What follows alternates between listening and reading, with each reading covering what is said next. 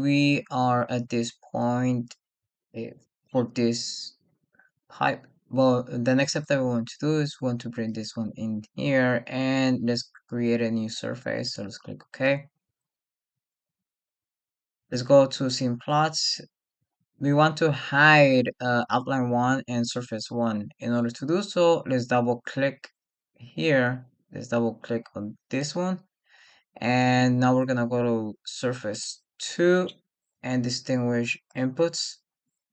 Let's go back to simulation.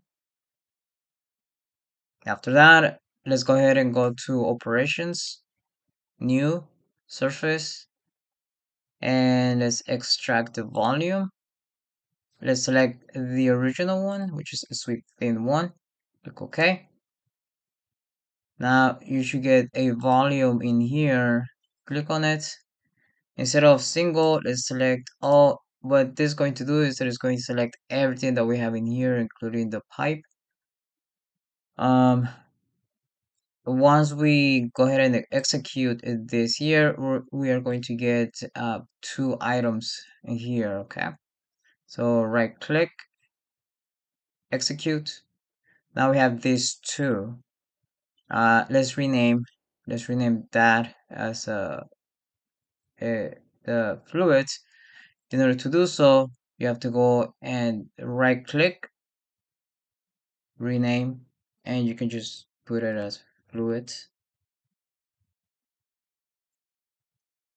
And I am going to rename this as the pipe. Now I can also just click on it once, wait a few seconds, maybe 1-2 seconds, and then click again. And that will give me the option to rename this as the pipe. I will also rename this as fluid original.